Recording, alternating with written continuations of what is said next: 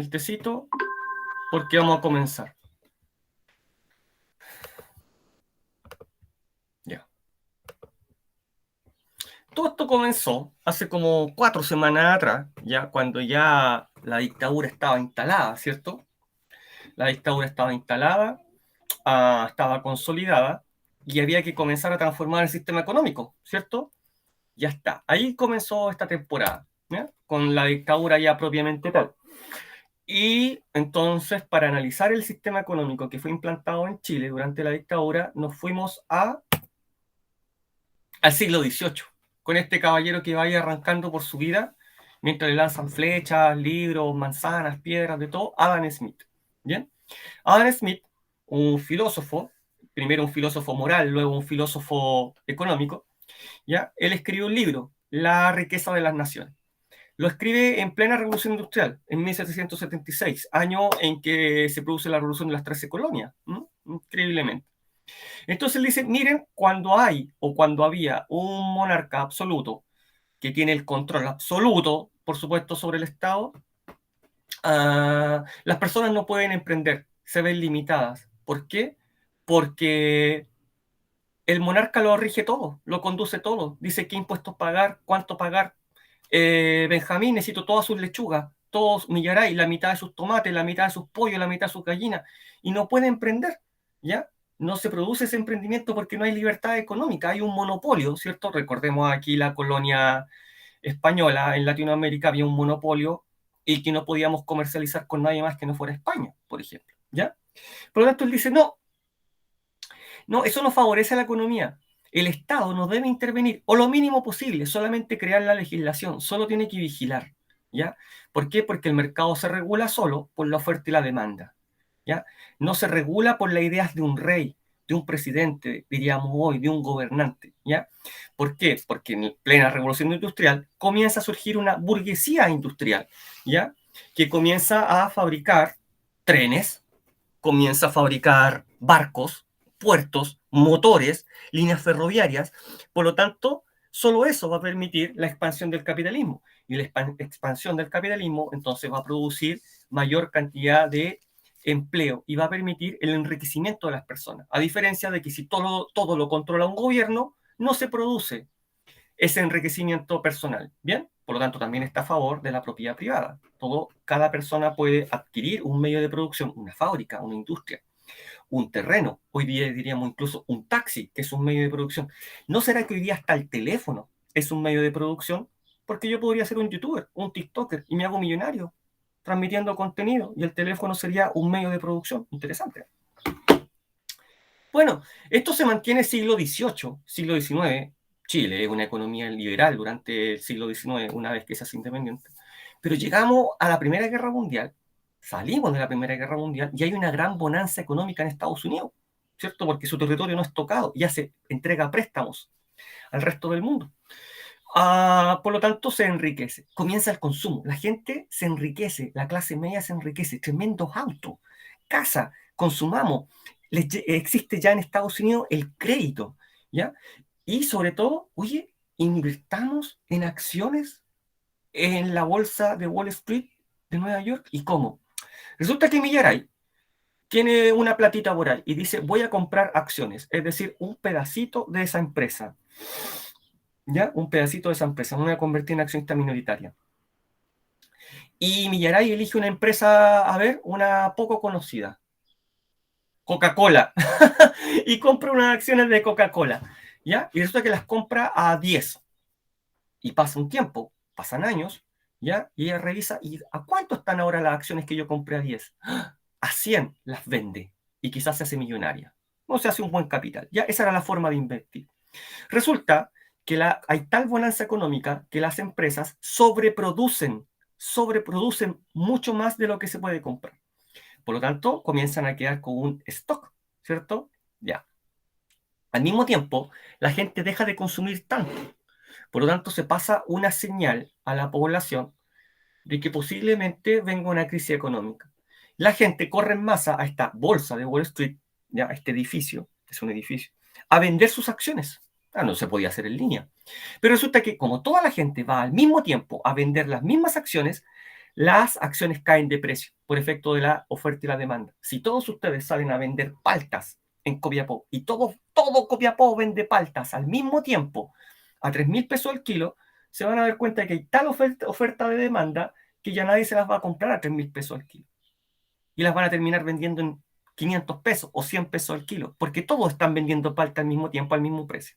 ¿Ya? ¿Qué produce esto? La caída de la bolsa, despidos masivos, miseria. Prácticamente se dispara el desempleo, nadie consume porque nadie tiene dinero, porque nadie está trabajando. Solución en Estados Unidos. Mire, presidente, economista inglés, Keynes, soy su asesor. Yo le propongo lo siguiente, que el Estado sea el que dé solución a todo este problema. Por lo tanto, el Estado tiene que crear empresas, se va a convertir en un Estado empresario. ¿Ya? Un Estado empresario. Y ese Estado empresario va a crear empresas, va a dar empleo y va a llegar donde el privado no puede llegar, o en conjunto con el privado. ¿Ya? Y se va a preocupar de todas las áreas claves de la población, salud, vivienda, educación, otros. ¿Cierto? ¿Cómo se va a llamar todo esto? Estado de bienestar. Bien, hasta ahí. Chile, el país más afectado por esta crisis económica. Copiamos. ¿Cuál es la idea en Estados Unidos? Esa, ya. Estado de bienestar entonces también llega a Chile con los gobiernos radicales, ¿se acuerdan? Entonces el Estado se hace cargo de la sociedad, de la población, en todas esas áreas claves con un altísimo gasto fiscal, porque todo es un sistema universal y cambia el sistema económico, ¿cierto? Tenemos que industrializarnos para no depender de esa industria extranjera, para que no tengamos que comprar la tuerca del tornillo, del resorte que se encarga a Francia para reparar el auto que nosotros fabricamos. Y se pretende industrializar Chile de esta forma, mediante el modelo de industrialización por sustitución de importaciones EASY. ¿Ya? Ya no vamos a importar, vamos a generar industria aquí. Y ANSA, ENAP, ENAMI, ¿cierto? ¿Ya? Fábrica de electrodomésticos, porque vamos a avanzar en una primera etapa liviana de electrodomésticos, ropa, textiles, zapatos, para luego avanzar a una etapa pesada con maquinaria agrícola, camiones y otros, que nunca se llegó a establecer. Nunca. Ya no llegamos allá, porque la independencia económica nunca se logró. ¿Bien? Todo esto en Chile también va a ser llamado estado de bienestar. ¿Bien? Ya está. Vamos, década del 30, 40, 50, 60, 70, estado de bienestar, tal como, y modelo ISI, tal como lo he señalado hasta ahora, pero ya en decadencia, porque hay una grave crisis económica, que ya la enseñé. No se preocupe, Gabriela, estamos haciendo la síntesis y al final resolvemos preguntas y notas, ¿ya? Ya, bienvenida. Finaliza con la dictadura militar, por la grave crisis en la que está el gobierno del presidente Salvador Allende. Y el gobierno de la dictadura militar dice, oye, estamos en una grave crisis con el estado de bienestar. ¿Qué se les ocurre para dar solución a esto? ¡Pua! Maestro, volvamos a las ideas liberales. Mire, y se dan una vuelta a Carnero y llegan nuevamente a Adam Smith, al liberalismo. O sea, la historia, como siempre, es cíclica. ¿Ya? Vamos. Esta historia ustedes la conocen como la historia de la leche, porque el profesor la ha repetido como 10 veces. Hay una guerra en Medio Oriente, Israel contra una serie de países árabes. Israel gana la guerra del Yom Kippur el 73 y los países árabes dicen, como perdimos la guerra, todos los países que ayudaron a Israel se van a ver perjudicados porque les vamos a cortar el envío de petróleo. Principal país que se ve perjudicado, Estados Unidos. Estados Unidos entonces entra en crisis. ¿Ya? Una nueva crisis económica del capitalismo, ¿ya? Porque no tiene petróleo y todo funciona con petróleo. Como le gusta decir al profesor, las lechugas no se van solas caminando ahora conversando con un tomate a la feria, se van en camión. Todo funciona con petróleo. Si el petróleo falta, si el petróleo falta, entonces todo sube de precio. Todo, el pasaje, todo. Entonces en Estados Unidos dicen, solución para esto. Se adelantan a Chile, ¿cierto? Se adelantan a esto. Cambio del modelo económico. ¿Cuál es la solución? Volver a las teorías económicas liberales, las de Adam Smith, ¿cierto? Una vuelta atrás. Por lo tanto, el Estado ya no se hace cargo de todas las áreas clave, ya no es empresario, ya no es la principal fuente de empleo, ahora va a ser el mercado. ¿Quiere salud? Vaya a pedirle al privado. Educación, vaya a pedirle al privado. Ahí está la ISAPRE. ¿Quiere jubilación? Ahí está el privado. Vaya con la AFP, allá.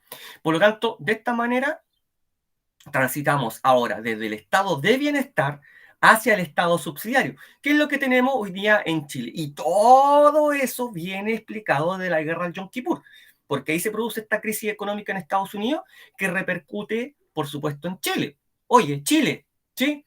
No hay más préstamos, yo estoy en crisis. Chile, no te voy a comprar más materias primas, yo estoy en crisis. Solución en Estados Unidos, transitar al Estado a un Estado en que el mercado tenga más protagonismo. Solución en Chile, la misma. Miren el año, coincidencia, 1973, ¿cierto? Coincidencias de la historia, no es coincidencia. ¿Ya? Ya. ¿Cómo penetra este modelo económico en Chile? ¿Cierto? Este modelo económico liberal. Ya. 1973, comienza la dictadura, ¿cierto? Y la gente anda, ¿de qué anda preocupada? ¿Andará preocupada de que le cambien el modelo económico? Está preocupada de los derechos humanos, está preocupada de no ser detenida, de no ser exiliada, de no ser asesinada, torturada, de no ser desaparecida. Por lo tanto, la dictadura, si esto este régimen autoritario, facilita la penetración de este sistema económico. Porque si yo de un día para otro les digo, oye, ya no va a ser todo gratis, y en un régimen democrático ustedes me queman todo. Entonces, tiene que ser en un régimen autoritario donde ustedes no pueden ni siquiera salir a la calle, que yo les diga, a ver, mirar acá, se acabó el estado de bienestar, ahora estado subsidiario. ¿Qué vamos a decir? Todos calladitos. ¿Cómo comienza esto? Oye, en los 50, Plan Chile, un grupo de estudiantes de economía, brillantes, de la Universidad Católica, los mandaron a estudiar becados a la Universidad de Chicago, en Estados Unidos. ¿Ya? Listo. Estudiaron allá con Milton Friedman, quizá a alguien le suene, un economista liberal. Vuelven y hacen de profesor de otra generación de alumnos. ¿Cómo van a pasar a la historia toda esta gente como los Chicago Boys? Porque estudian allá, ¿cierto? En la Universidad de Chicago. Luego, durante la dictadura, ya iniciada la dictadura, se les encarga que escriban un libro. Oye, ¿ustedes pueden escribir las bases políticas y económicas de este régimen? Sí, dígame, Matías. Lo escucho, lo leo.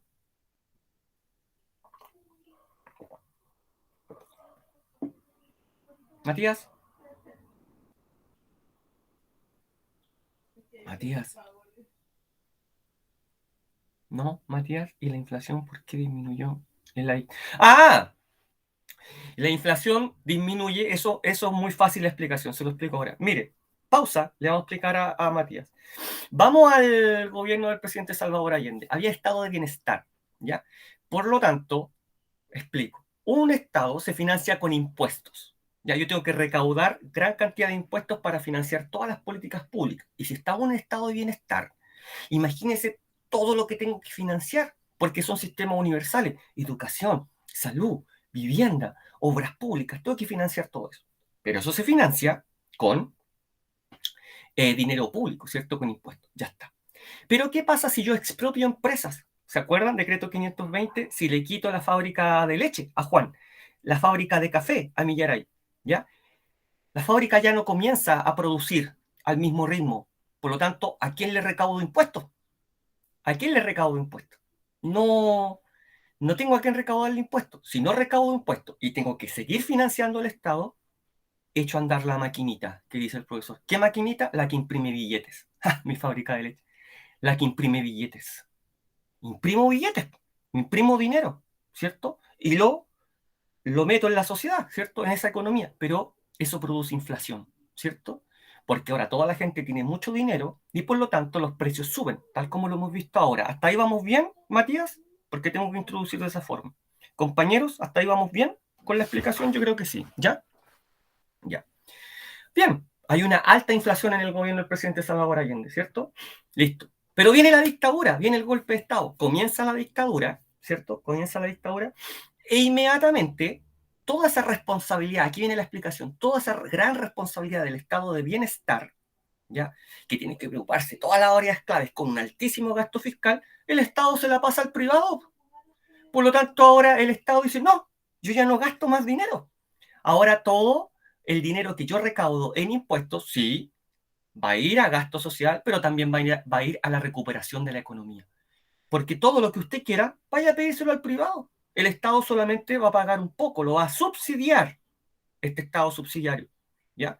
Pero el privado que se haga cargo, vaya a pedírselo a él. Por lo tanto, ahora todo el impuesto que yo recaudo es para aliviar la economía y así se logró bajar la inflación. Es decir, una por otra. ¿Se comprende, Matías? ¿Alguien no entendió? ¿Lo explico de nuevo? ¿O Matías entendió? ¿Sí? ¿Comprendió? Por eso es que baja, porque baja el gasto fiscal. Ya no necesito echar a andar a la impresora de billetes, que el privado se hace cargo. Bien, ahí está la explicación súper sencilla.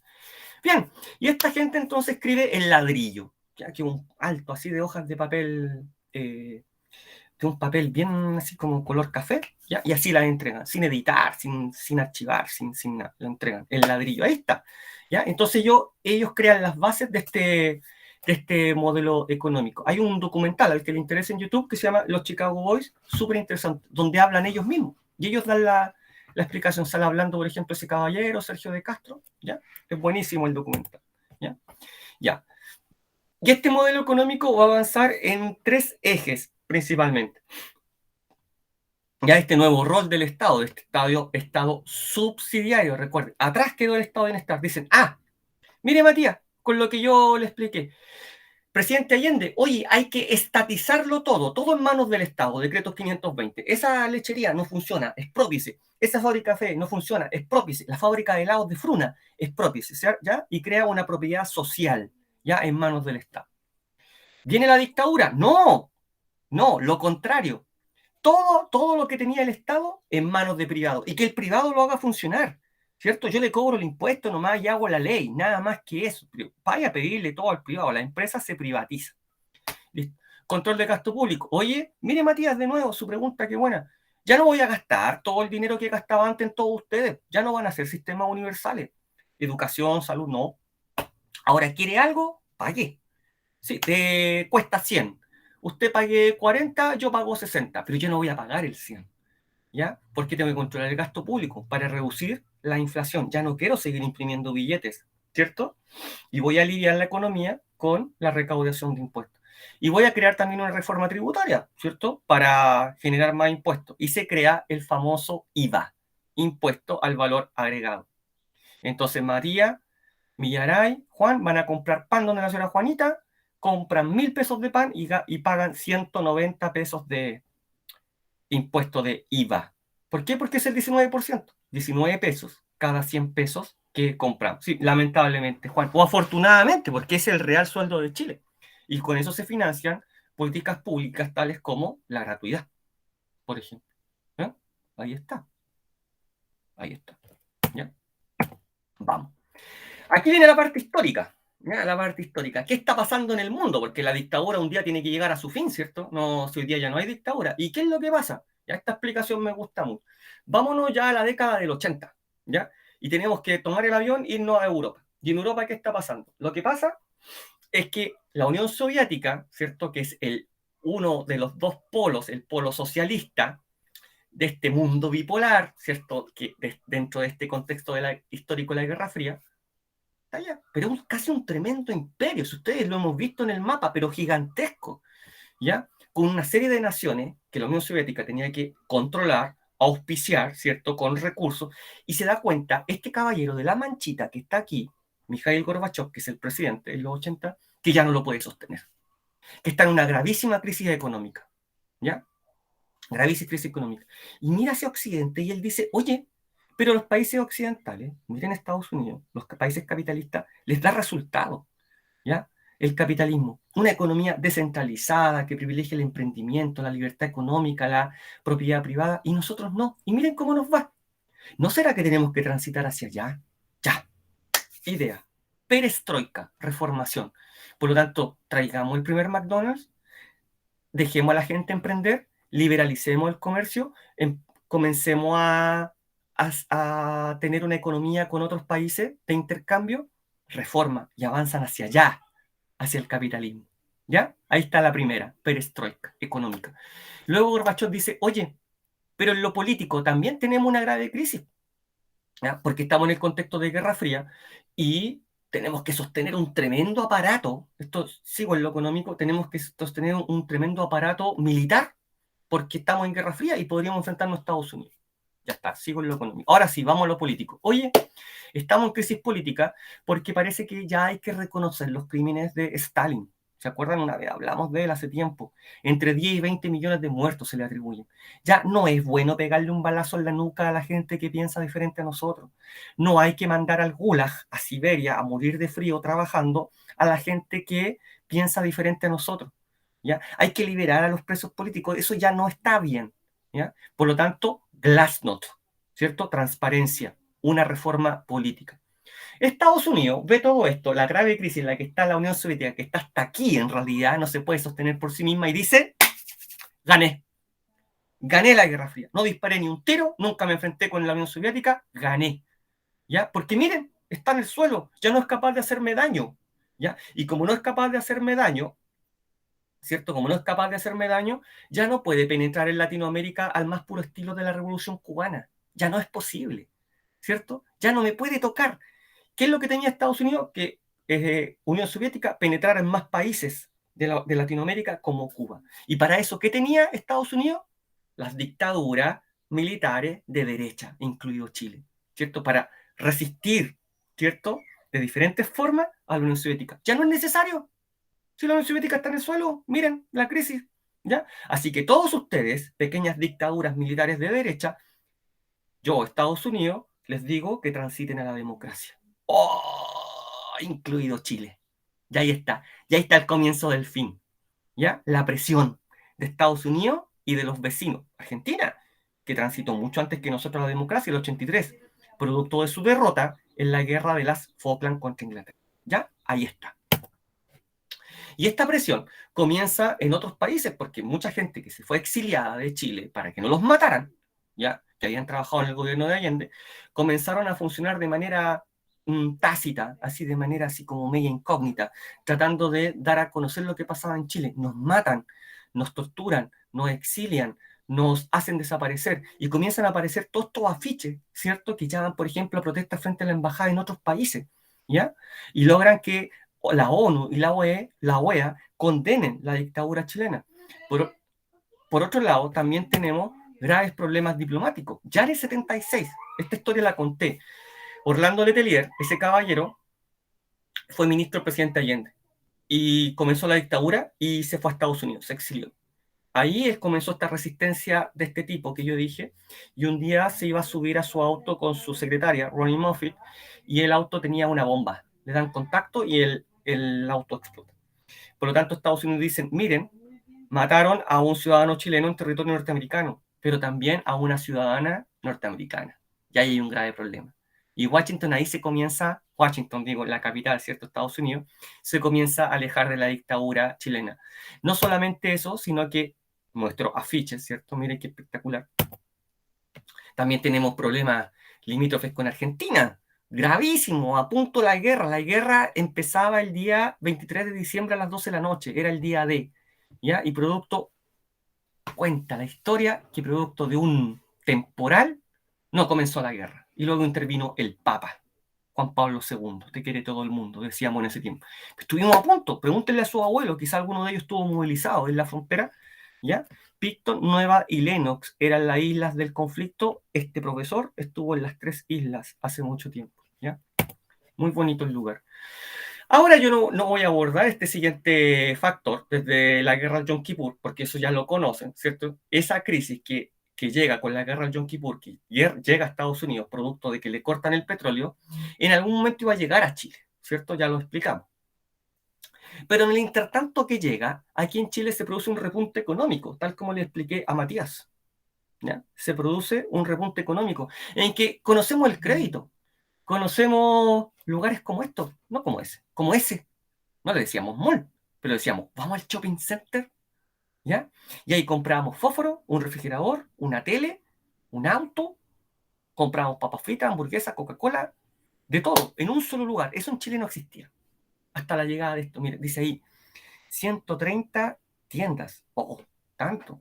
Ni la décima parte hoy día de un mall. Supermercados, Almac, 1900 estacionamientos, Parque Arauco. Lo primero que llegó a Chile. Nos volvimos locos comprando, al crédito, ¿ya?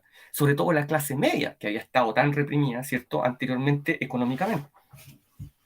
Bueno, esta crisis llega en los 80, ya a Chile, pero no solamente a Chile, a toda Latinoamérica que está en la misma condición. Recordemos que estábamos pagando todavía créditos de cuando nos intentamos industrializar con el modelo Easy y todavía estamos pagando esos créditos. Por lo tanto, cuando llega la crisis, no solo el Estado, sino que también, sobre todo la clase media, esa cuota que estaba pagando en 5 ahora paga 15. ¡Pah! Y se desploma, pero lo pasamos mal. Yo esto lo viví, yo les conté, lo viví. Y quizás sea el periodo de mi existencia en este mundo en que lo pasé peor.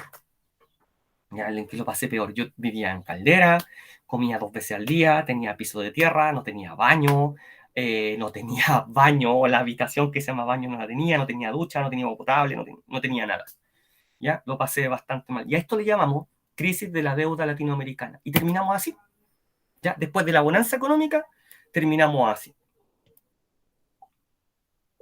Mira aquí el niñito, pobre.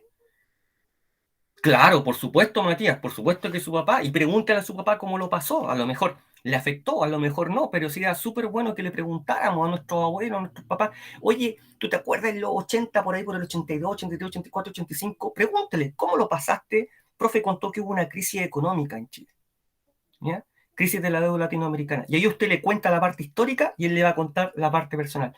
Mire este niñito, pobre, no tiene ni puerta a la casa, no tiene ni ventana, pero para revista del director. Corbata, camisa blanca impecable, ¿cierto? No tiene zapatos, pero tiene zapatillas y viene llegando al colegio y seguramente ahí fue a pedir su platito por otro. ¿No? Claro, ¿ves? Lo pasó mal. Si todos los pasamos mal, sobre todo los que éramos más niños o más jóvenes, lo pasamos mal. Imagínense las mamás. O sea, la mamá de su papá o mi mamá, las cosas que tenían que recurrir para comer al menos 2 veces al día. ¿Mm? Súper interesante, Matías, su comentario, qué bueno. ¿Ya? Entonces, cuando tenemos hambre y creemos que lo perdemos todo, ya perdimos hasta el miedo. Entonces, que se vaya, ¿cierto? Ahí parten las municiones en la calle, porque la gente ya pierde el miedo. Salgamos a la calle a protestar, cacerolazo, y metamos bulla en la calle para ser escuchados. Esto partió como jornadas pacíficas, pero luego poco a poco se volvieron violentas. Esto terminaba lamentablemente con muertos y heridos porque no se podía salir a la calle. Imagínense, no se podía salir a la calle, de mi casa a la calle, pero ya la gente salía y protestaba y esto terminaba mal. Yo lo vi desde el departamento, un tiempo que viví después en Santiago, ¿ah? Eh, y entró una vez una granada lacrimógena al departamento, veía cómo se producían los enfrentamientos abajo, yo era chiquitito, ¿ya? Y este eran los llamados, no compré nada, no envié a los niños al colegio. ¿Se acuerdan que yo les dije que la gente se convocaba para prender todos los artefactos eléctricos a la misma hora? Ya, ahí está, ¿eh? Para cortar la luz. Parte también la resistencia, ¿cierto? La resistencia armada, porque estos dos primeros grupos son pacíficos, podríamos decir, pero acá tenemos la articulación del Frente Patriótico Manuel Rodríguez. El Frente, ¿cierto? Que sale una pregunta en la prueba respecto a eso. Introduce un arsenal por Carrizal Bajo. Oh, por Carrizal Bajo, aquí cerca de Huasco, quizá alguien conoce. Un gran arsenal. También pregúntale a los abuelos, a los papás. ¿Te acuerdas de Carrizal Bajo, esas armas que entraron en el Frente? Oh, sí, le va a decir, sí me acuerdo. Los pillaron. Y ahí están todas las armas expuestas. Hola, Ignacio. ¿Ya? Y también esa la bandera, incluso le hacen una emboscada al general Pinochet, pues intentan asesinarlo, pero solamente una herida en una mano. Eso lo expliqué bien en la sala de clase, no le pasa prácticamente nada. Todo gracias a la pericia del conductor que él tenía. ¿Ya? Incluso en el fútbol, ¿cierto? Que se vaya Pinochet, grita Colo Colo. ¿Ya? Entonces, ¿cómo va llegando a su fin esto? Con el plebiscito, ¿cierto? Del 88, que se vota sí y no, existen las garantías que no hubo en el plebiscito del 80, ¿ya? El del sticker. Ahora no. Ahora que vengan observadores internacionales, que hay una ley de partidos políticos para hacer propaganda, que tengamos registros electorales para que no podamos votar en 10.000 lugares el mismo día. No, que podamos votar en un solo lugar. Un tricel, ¿cierto? Para que todo el proceso sea transparente. Y ya sabemos cómo termina esto. Gana, ¿cierto? El no, con un 55% sobre la opción sí. Es decir, el general Pinochet hasta aquí nomás llega, ya no va a continuar al mando de la nación y vamos a ir a elecciones presidenciales. Y se presentan 3 candidatos, ¿ya? Pregúntele, pregúntele, pregúntele. Yo ya no tengo a mi papá, pero yo me gustaría preguntarle mil cosas. Pregúntele a su papá, o al abuelo, ¿ya? O al abuelo, claro, porque quizás su papá era niño o muy jovencito, ni siquiera alcanzó a votar. Yo no alcancé a votar, por supuesto, pero su abuelo sí, pregúntele, oye, los candidatos, y cómo era Patricio Elwin, y cómo fue la campaña, y acuérdate, y el profe nos contó de esa canción del Chile, la alegría ya viene, ¿cierto? ¿Cómo fue la campaña? Pregunte, ¿ya? Los candidatos Errázuri, ¿cierto? Que era de centro derecha y convocaba al sector empresarial, a Vigi, que era de derecha y era la continuación democrática del general Pinochet, candidato, y don Patricio Aylwin, que resultó elegido, ¿cierto? Él era demócrata cristiano y convocaba a la centro izquierda, era el candidato de la oposición. Y don Patricio Aylwin, entonces, es el presidente de la transición. Ahí está, ganó, con el 55% de los votos. Ya está, momento icónico, ¿cierto? En que se produce el traspaso de mando desde la dictadura de general Pinochet al régimen democrático de don Patricio Aylwin. Comienza el gobierno de don Patricio Aylwin y él se ve bastante limitado, porque general Pinochet sigue siendo comandante en jefe del ejército, no se va a la casa a descansar. Y aún así, intenta algunos objetivos, fortalecer la democracia, levantar nuevamente el Congreso. Si no había Congreso, acuérdense, a potenciar la democracia, ¿cierto? Y sobre todo la búsqueda de justicia y reparación para quienes habían sido víctimas de violaciones de los derechos humanos. ¿Mm? Hay una pregunta sobre eso en la prueba, a mantener el crecimiento económico y además desarticular los grupos armados como el Frente. ¿Ya? Como el Frente Patriótico Manuel Rodríguez, que tenía que dejar de funcionar de manera armada. Recordemos que el Frente asesinó a un senador en ejercicio, ¿cierto? Elegido democráticamente. ¿Mm? ¿Cómo se llama ese senador? Búsqueda de verdad y justicia, ¿cierto? Se crean una serie de comisiones, primero Retting, para investigar acerca de las muertes ocurridas durante la dictadura, luego Valeg para investigar acerca de prisión política y tortura durante la dictadura, ¿ya? Y se consideran reparaciones en dinero, en educación, becas, por ejemplo, en cuanto a salud, pensiones en dinero, o no hacer el servicio militar para los hijos de las víctimas. Y todo esto se ve bastante limitado por la ley de amnistía, ¿no? Que dice que todos los militares entre el 73 y 78 violadores de derechos humanos no pueden ser juzgados ni mucho menos condenados, pero solamente entre el 73 y 78. Por lo tanto, hay militares, como el general Contreras, que igualmente fue condenado a más de 500 años de cárcel. ¿Bien? Y aquí vamos cerrando con la democracia tutelada, haciendo la síntesis de la síntesis. ¿Ya? Vino el plebiscito del 88, ganó el no, tuvimos que ir a elecciones, ganó don Patricio Aylwin, presidente de la transición a la democracia, pero siempre tutelada bajo el alero de los militares. Y recordemos el caso Pinocheques, en que el general Pinochet entregó un cheques a su hijo ya para pagar unas deudas, su malversación de fondos, se quiso investigar y se produjo esto, un llamado a todos los generales a la moneda, perdón, al Ministerio de Defensa, ya con el general Pinochet. Esto es una clara señal de que no sigan investigando, y esto pasó a la historia como ejercicio de enlace.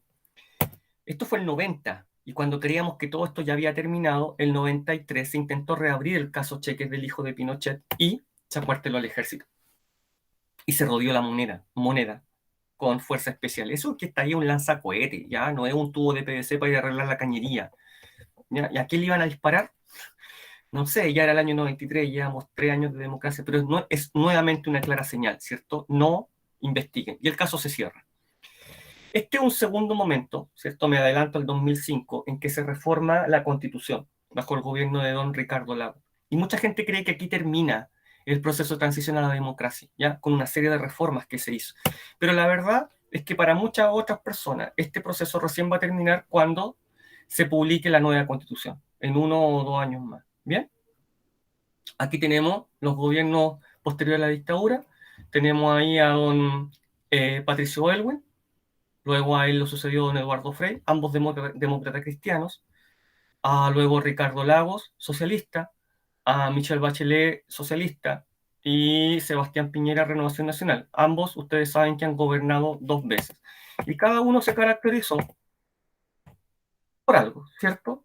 por algo central en su gobierno y los tienen ahí a la izquierda ordenados de forma cronológica. Y el domingo Chile elige a un nuevo presidente.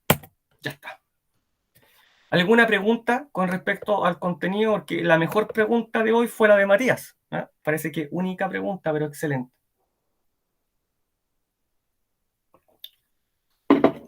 Bien, pero parece que todos están esperando otra cosa. Gracias, Matías. Todos están esperando otra cosita por ahí, ¿cierto? Algunos van a quedar tristes, otros van a quedar contentos. Ya, vamos. Paramos de grabar. ¿Paramos de grabar? No, no paramos de grabar, porque primero voy a hacer la crítica. Miren. Tengo que hacer la crítica, ¿ya? Porque el próximo año tenemos filo. Si es que yo sigo acá y ustedes siguen acá, tenemos filosofía. Y en filosofía cambia bastante la cosa, ¿ya? Bastante. Cambia mucho. Es bastante complejo, una asignatura bastante abstracta. Sí, madre, muy difícil. No le voy a mentir, ¿ya? Mire, compañeros, ¿ya? Puede ser de segundo A, del C o del E, da lo mismo. Respondieron esto está recortado de pruebas de ustedes, ¿ya? Yo no voy a dar el nombre, por supuesto, ¿ya? La foto. No voy a dar el nombre, ¿cierto? Pero ahí está, ¿ya? Acerca de los Chicago Boys. Fueron los artífices de reformas económicas que llevaron la creación de una política de mercado. Pobre la respuesta, muy pobre la respuesta. No es lo que yo espero, ¿ya? Eso es como por ahí pasó. Benjamín Ayn. Por ahí pasó. Ya eso no es aceptable para segundo medio ya. Se requiere una mejor explicación. Bien. Aquí. Elabora un argumento. Aquí la misma, otra pregunta, pero tenemos el otro extremo. Este compañero fue a Wikipedia, copió y pegó todo. ¿Por qué? Porque ustedes no hablan así. Permiso. A ver ahí. No, tampoco.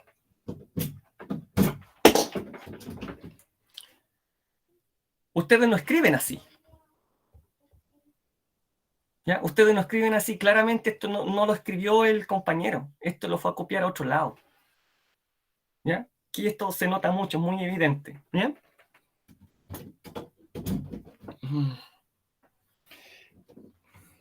Tengo un problema técnico, ya lo voy a solucionar. Ya, parece que ahí está. ¿Listo? Ya. Entonces eso no lo escribió el compañero, no vayan a Wikipedia a buscar algo. Claro, sí, y ahora el otro extremo. Dijo, aquí me las mando y escribió todo esto. No, malo. ¿Ya? Otra. Elabora un argumento, respuesta, el plebiscito de 1988. No, no, viejito. No, eso no. Eso yo ni siquiera lo corrijo. Ya, no quiero ni mirarlo, me sangran los ojos. ¿Ya? Otra. Elabora un argumento. Lo que yo me acuerdo, nunca partan respondiendo así. Lo que yo me acuerdo. No, la respuesta la hago mía. ¿Ya? Es mi fundamento, mi estructura, mi respuesta y me hago responsable.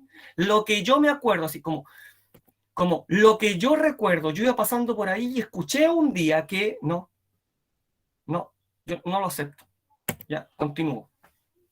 Un compañero confundió el plebiscito del sí y el no del 88 con el plebiscito del 80 que era el del sticker. Aquí faltó estudio, faltó lectura, faltó ver el video. ¿Ya? Para mí, no es para mí, es según el contenido de la clase, según lo expuesto por el profesor, según el autor, porque el próximo año seguramente vamos a trabajar con lectura, según el autor Pepito establece claramente en su tesis central que, y violan la regla de que la respuesta no puede ser más corta que la pregunta. ¿Ya? O sea, 2 líneas, segundo medio, no es aceptable. Para mí, por último, debieron encarcelar a esas personas. No, eso es como casi una copucha. Ya, casi una copucha, no es respuesta. Otra, tremenda pregunta, basado en el análisis de la imagen, la mayoría de esas víctimas era gente inocente. Oye, eso está claro. Eso está claramente establecido, ya no tiene vuelta. El punto está claro. Por supuesto que era gente inocente. ¿Por qué me responden eso? Eso no es una respuesta. Mire lo que se está preguntando. ¿Por qué me responden eso? ¿Ya? Continúo. El daño de la dictadura militar fue muy escalofriante e inexplicable. No, fue completamente explicable, no inexplicable. Completamente explicable. Lo expliqué durante más de un mes de clase. Es explicable. ¿Ya? Fue un año de muchas muertes. ¿Un año o 17 años? ¿Cómo fue un año de muchas muertes? No. Claro, unos cuantos. Fue un año de muchas muertes. ¿Un año o 17 años? No, no, faltó lectura. ¿Ya? Y ahí esos filos. La crítica para filo que se le hago a los compañeros de filo. ¿Ya? Por lo tanto, reflexión. Mucha reflexión respecto a la forma de responder, porque el próximo año tercero medio califico como tercero medio. O sea, yo hago una división muy grande entre primero y segundo medio y, claro, justamente, Benjamín, hago una división muy grande entre primero medio y segundo medio y luego la siguiente etapa, tercero y cuarto medio. ¿Ya? Yo ya no califico de la misma forma. ¿Bien? Ya, tengo aquí, ya. Hoy día parto colocando notas 2.0, ya, a los que no han hecho la prueba. ¿Mm? Por lo tanto, vayan a hacer la prueba. Todos los pendientes, ya Tomás, todos los pendientes recibieron un correo, ¿ya? Con el enlace a la prueba. Y eso es lo que yo voy a evaluar, no otra cosa. Dígame, Juan. Mire, hay una unidad que se llama el sentido de la vida. Con eso yo creo que ya no tengo que decirle más. Así se llama la unidad. El verdadero sentido de la vida. Y ojo, si es que yo le hago filo, puede ser que llegue otro profesor, puede ser que yo me vaya, puede ser, no sé. Ah, mire, una tía le dijo algo eso y que loco. Y algo muy abstracto, ¿ya? Matemática es 2 más 2 4. Y no es 5, ni es 3, ya está. En cambio, filo es algo tan abstracto, ¿ya? Que lo que importa es la construcción de su argumento, ¿ya? Por ejemplo, tengo 2 más 2 sí puede ser 5. Ah, bueno, si usted considera que sí, yo soy mucho más estructurado y más cuadrado. Para mí 2 más 2 son 4. ¿Ya? Sí, pero yo soy muy crítico, muy crítico con 11 dedos. Después presencial nos demuestra eso, Ignacio. Pero yo soy muy crítico del argumento. O sea, no porque haya múltiples respuestas, yo lo voy a considerar bueno. Mire, tengo una unidad en la que hablamos mucho de religión, otra unidad en la que hablamos mucho de ciencia, otra unidad en que hablamos de la pregunta filosófica, otra unidad en la que vamos al inicio de la filosofía en Atenas. No, no, Ignacio.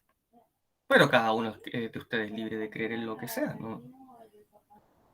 Claro, muchos odian filosofía, pero yo como les digo, yo no me baso tanto en el segundo semestre en autores, ya me baso más en temas. Por ejemplo, hay una clase que se llama La Guerra. Así, tal cual. Hay un tema, hay una clase que se llama La Guerra, desde un punto de vista filosófico. Yo creo, Juan, que odian la filosofía porque hoy en día vivimos en una sociedad que es instantánea y que lo abordamos en una clase el próximo año, una clase que la tengo titulada La sociedad postmoderna. Una sociedad consumista, individualista y que se basa en lo instantáneo. Y si el video dura más de un minuto, entonces me frustro y no lo veo. ¿Ya? No me interesa. Por lo tanto, hoy día nadie filosóficamente se va a dar el tiempo de pensar, de razonar y generar un análisis propio y un argumento propio y construirlo desde cero. ¿Por qué? Porque decimos, lo vi en TikTok, lo vi en YouTube, lo vi en Instagram. Por lo tanto, es cierto. Claro, nadie se lo cuestiona. Y justamente la filosofía es esa la invitación que nos hace. Claro, instantáneo. Si no, no. ¿Ya? Ya, déjenme continuar. Otro sí. Ya, llegué a las notas 2.0. Fotorespuesta, ya. Todos los que obtienen rojo en filosofía y que cumplen lamentablemente ciertos requisitos, 2 notas rojo, van a prueba especial. Y la prueba especial considera 15 preguntas de alternativa y abarca la materia de todo el año. ¿Ya? Todo el año. Van a ser notificados con tiempo y se les va a enviar el material con tiempo. ¿Ya? El temario. ¿Ya? Ya. Vamos entonces a lo que vinimos. Ahora sí, dejamos de grabar. mm, detener la grabación hasta llegar.